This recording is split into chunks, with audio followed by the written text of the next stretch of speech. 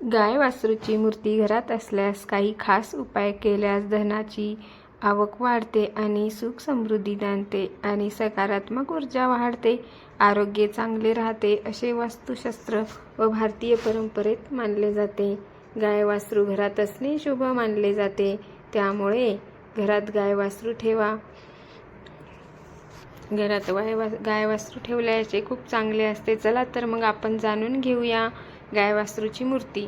धनवृद्धीसाठी महत्त्व. भारतीय संस्कृतीत गाय आणि वासरू हे मातृत्व, समृद्धी, करुणा आणि सात्विकतेचे प्रतीक मानले जाते.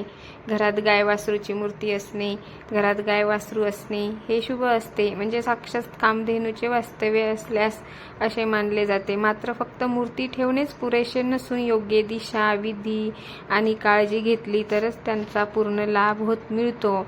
मूर्ती ठेवण्याची योग्य दिशा कोणती आहे आपण जाणून घेऊया.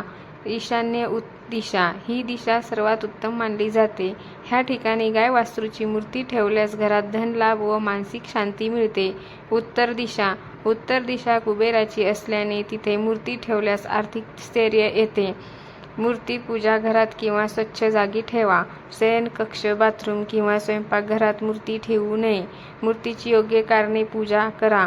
दररोज सकाळी किंवा संध्याकाळी मूर्तीसमोर दिवा लावा.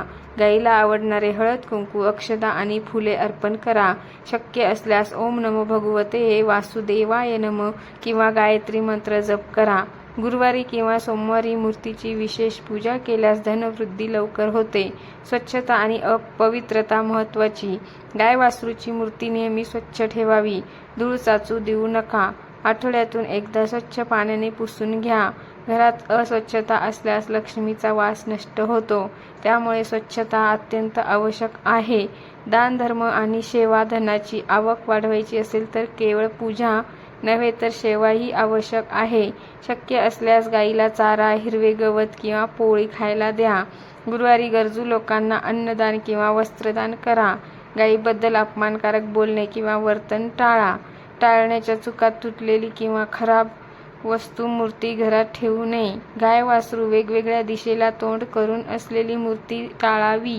प्लास्टिक किंवा अत्यंत भडक मूर्तीऐवजी धातू, संगमरवर किंवा लाकडी मूर्ती उत्तम मानली जाते. गाय वासरूची मूर्ती ही केवळ शोभेची वस्तू नसून ती समृद्धी, शांती आणि धनवृद्धीचे प्रतीक आहे.